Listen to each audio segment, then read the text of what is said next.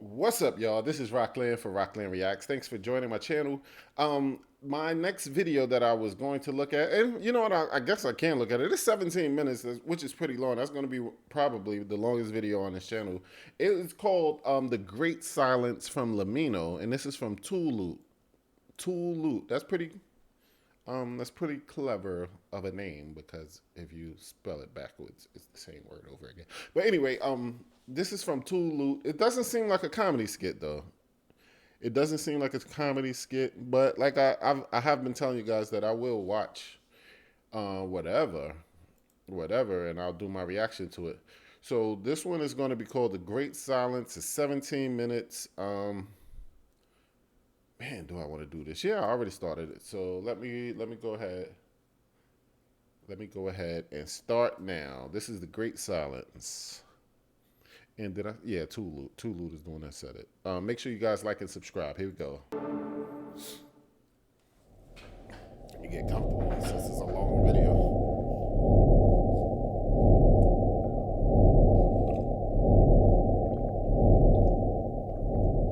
In 1967, a postgraduate student at Cambridge University by the name of Jocelyn Burnell was surveying the sky with a newly constructed radio telescope.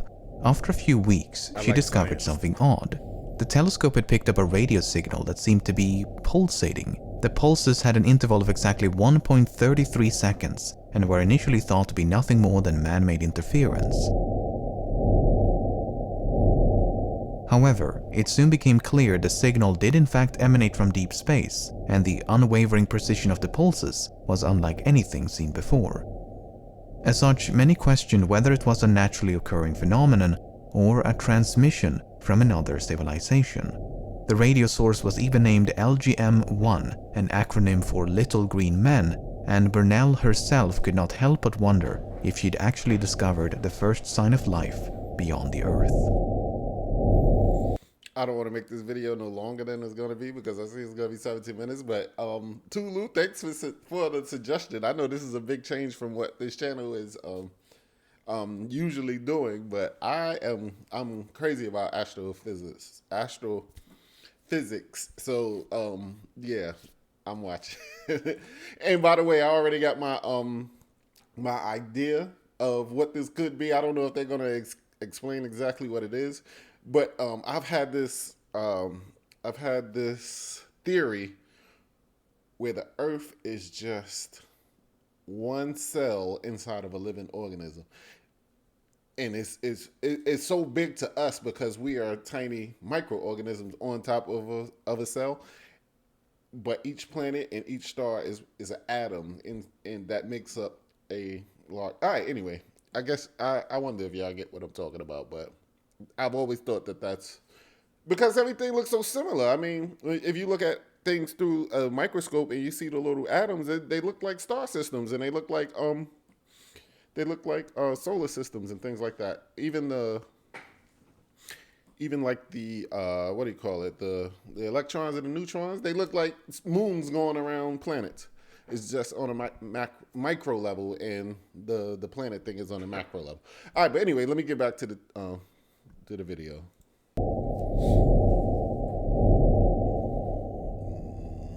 They making it sound like it's a horror movie. As you might expect, it didn't take long for natural explanations to emerge, and we now know these pulsating signals to be produced by rapidly rotating neutron stars, known as pulsars, that emit beams of radiation akin to the beams of light emitted by a lighthouse. If nothing else, it made for a neat album cover. Ever since, an international effort known as the Search for Extraterrestrial Intelligence has actively been listening for artificial transmissions, but so far we appear to be the only ones broadcasting into the void. Humanity has been leaking radio signals into space for the better part of a century, so any eavesdropping aliens within about 100 light years could potentially be alerted to our presence.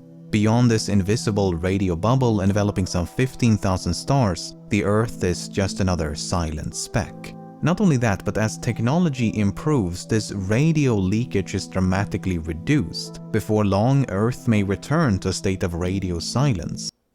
If most civilizations improve and eventually outgrow radio technology at a similar pace, the radio signature of any one civilization may only be detectable for a very brief period of time.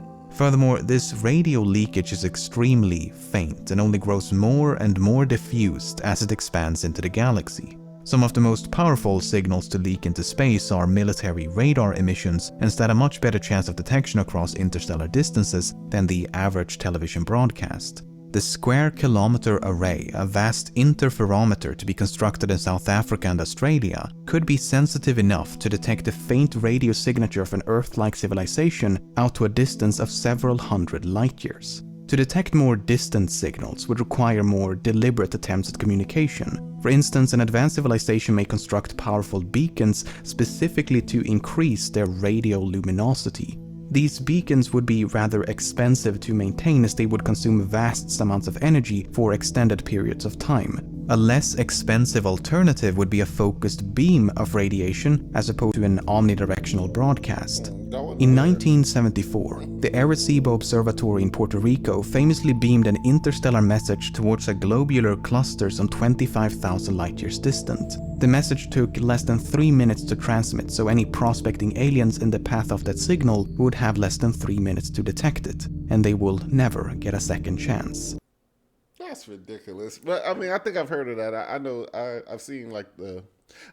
All right, I know y'all want me to just watch the video, but it's I feel like discussing it with y'all. So I forgot the point that I wanted to make. Oh, what I wanted to say was if they're sending out the signal and it's supposed to get to some planet that is, I don't remember how many, like I think he said like 1,000 light years away. That's going to take time, and I know the further you go out into space, the further back in time you go. So that means if somebody actually does hear one of these signals that we're sending out, it might be a million years from now. So if they was to come and see who sent the signal to them, we'd probably be long gone because y'all know we trying to pollute this earth to death. But anyway, let's go back. We may have been on the receiving end of such an interstellar message when in 1977, a momentary burst of energy swept across the planet. Repeated attempts at redetection notwithstanding, the famous WOW signal was never detected again, and its origin has never been conclusively ascertained. On the slim chance that it was of artificial origin, a reply was beamed in a standing, the famous chance. The signal that the Puerto Ricans, well, I'm sure it was like a group, a country, a lot of countries' effort to send out that one signal with the message in it. I think what he just said is that a signal came back, or we got something that was similar. But all right, well, let me go back. Here we go. 3 minutes to transmit, so any prospecting aliens in the path of that signal would have less than 3 minutes to detect it, and they will never get a second chance. We may have been on the receiving end of such an interstellar message when in 1977, a momentary burst of energy swept across the planet. Repeated attempts at redetection notwithstanding, the famous WOW signal was never detected again, and its origin has never been conclusively ascertained. On the slim chance that it was of artificial origin, a reply was beamed in a general direction whence it came in 2012. A general direction? That could wind up anywhere, man. That's the hard In a galaxy as old and vast as the Milky Way, the probability of two civilizations stumbling upon one another by briefly screaming in random directions is not great. To increase our chances, we need to limit our selection of targets by searching for other technological and biological signatures. In 1995, the first extrasolar planet orbiting a sun-like star was discovered. We now know that the vast majority of the hundreds of billions of stars in the Milky Way galaxy are home to at least one planet. We also know that billions of those planets are of similar size to the Earth and orbit within the habitable zone of a star similar to the Sun. This means that liquid water could exist on the surface, which is an essential ingredient for life as we know it. Furthermore, billions of extrasolar moons may also be capable of supporting life. With this knowledge in mind, in 2017 a message was beamed towards one of the least distant and most Earth-like exoplanets discovered to date. The message comprised a number of musical compositions and basic information about humankind, and should the planet be inhabited, we could expect a reply as early as 2044. Here's a quick preview of that future. However, habitability is no guarantee of habitation. To determine whether a potentially life-supporting planet is currently supporting life would require a more careful examination. For instance, by analyzing the starlight passing through the atmosphere of an exoplanet, it is possible to deduce its chemical composition. The spectrum of an oxygen-rich atmosphere will differ from that of, say, a hydrogen-rich atmosphere. Given that photosynthetic plants and organisms are responsible for the large quantities of oxygen on Earth, an exoplanetary atmosphere with a similar concentration of oxygen could be taken as a sign of life. This is known as a biosignature, but it's far from definitive, as oxygen could also be the result of various abiogenic processes. As such, astrobiologists are more interested in certain chemical combinations, as it would be far less likely for, say, methane and carbon dioxide to coexist in the absence of life. I'm pausing it again. Okay, so I know on Christmas of last year, the Christmas that just passed, they sent out the James Webb telescope. And it's in the process. I think it just finished unfolding the other day.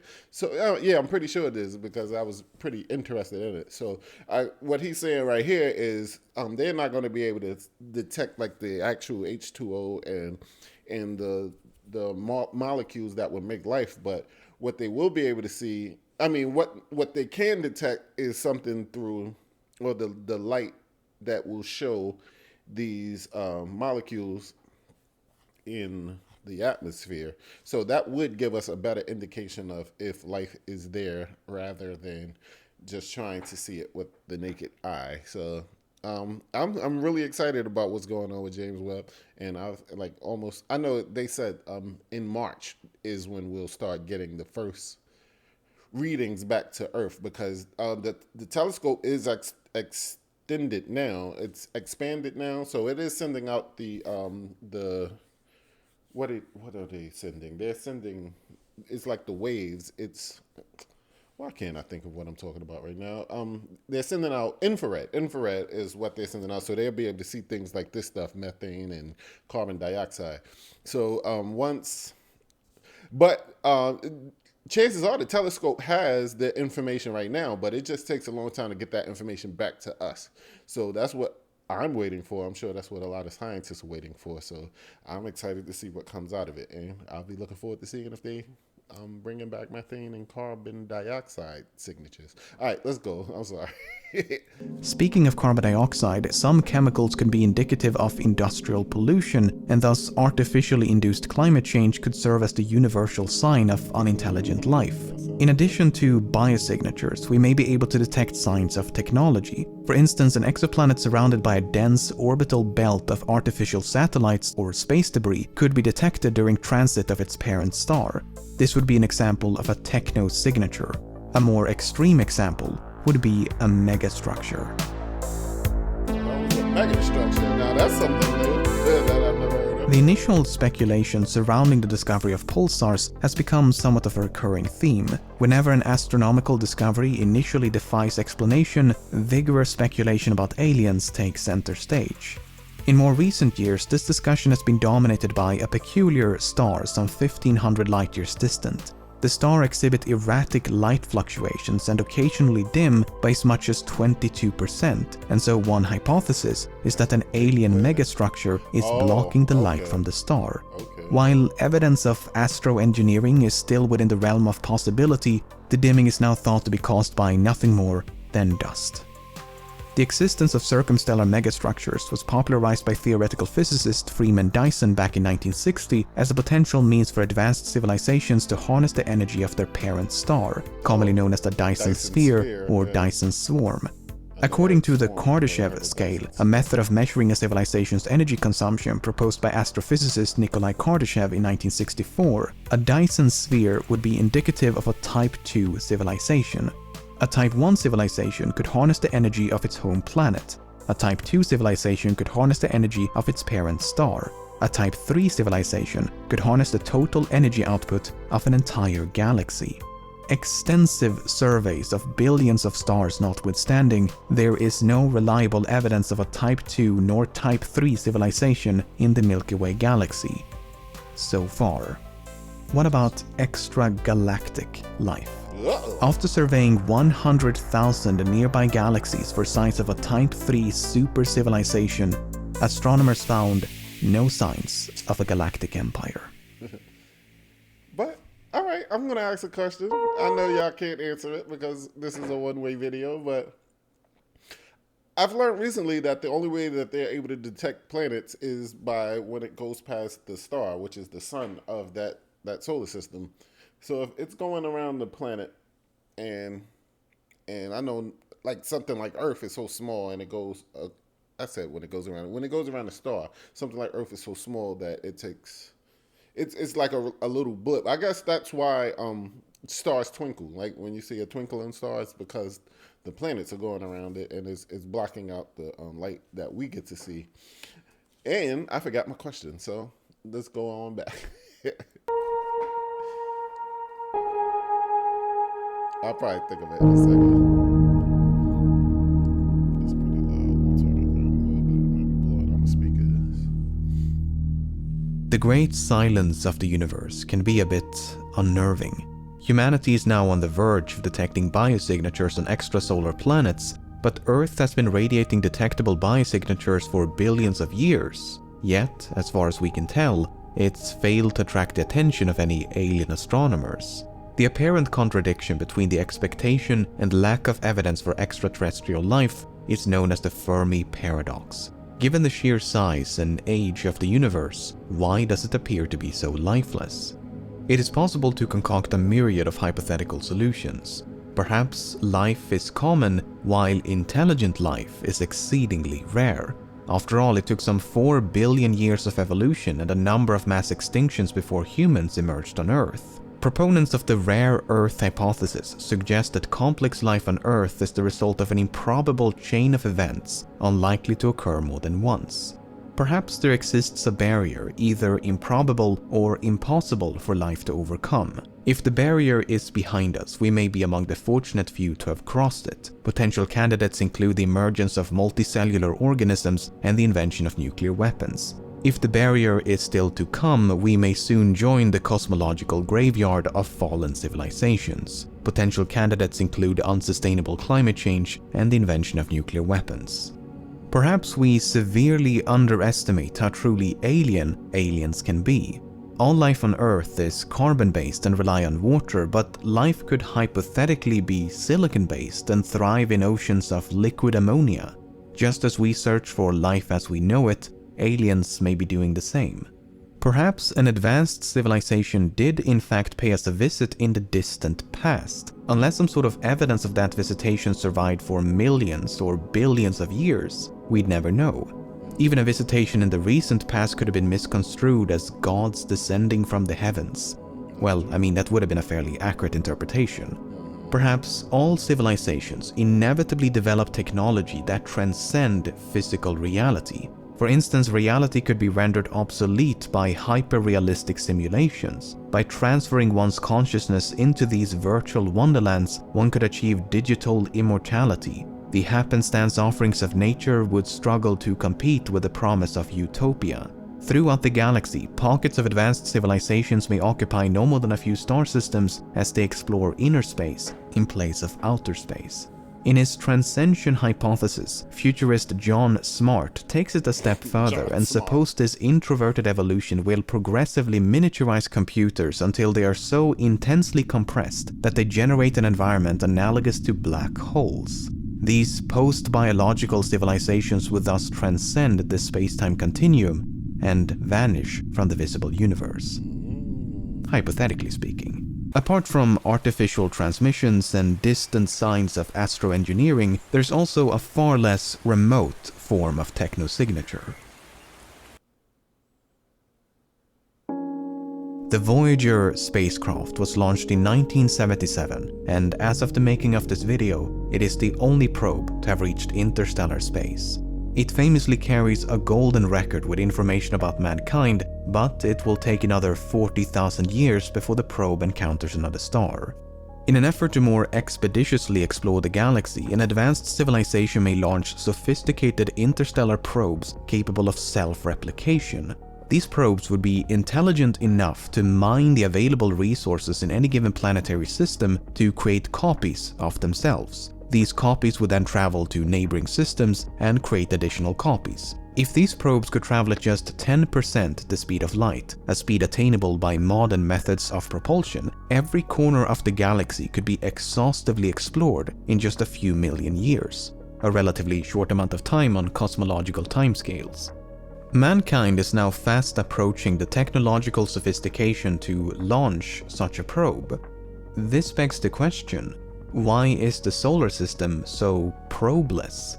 If human progress is any indication, the galaxy should be completely overrun by self-replicating automata, yet we see no evidence of that.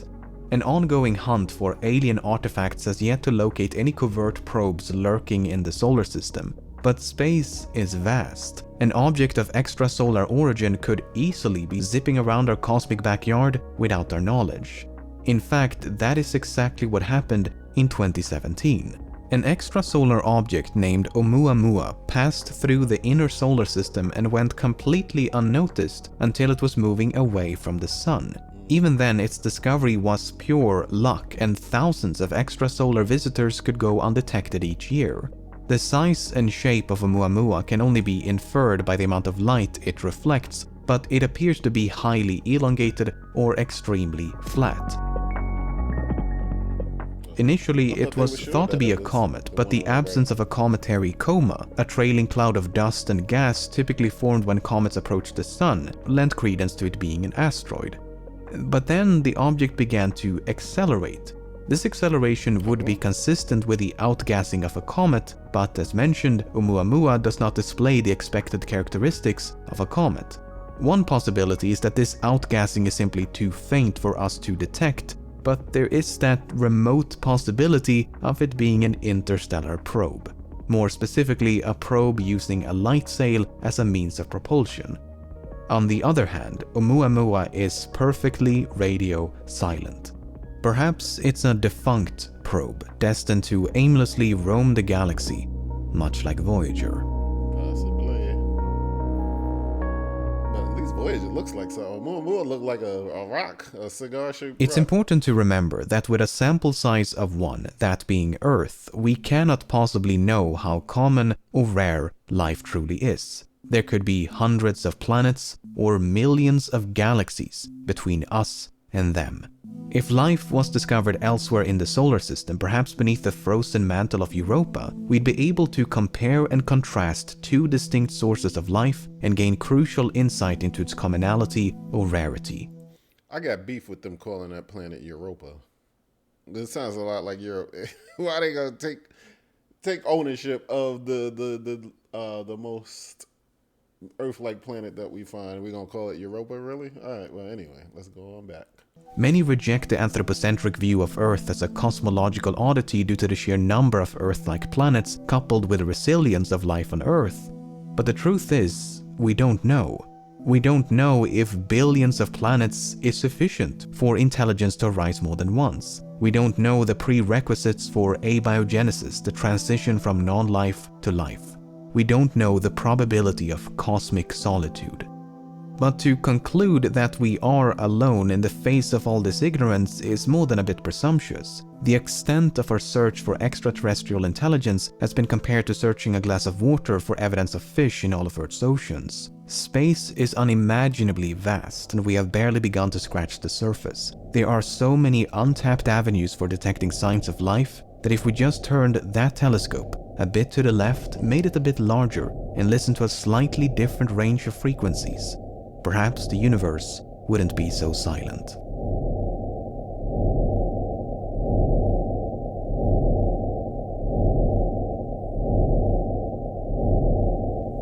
Well, y'all, that was Lemmino, The Great Silence. Thank you guys for suggesting that. I know that is a complete. Well, let me let the. Oh, couple of names ago, and maybe that will stop me from getting banned or something like that. But that was a complete change from what we usually do here on Rockland Reacts. But I am very interested in the solar system and the universe. So thank you for suggesting that, Mr. Just let me know. Tulu. All right, let me pause this.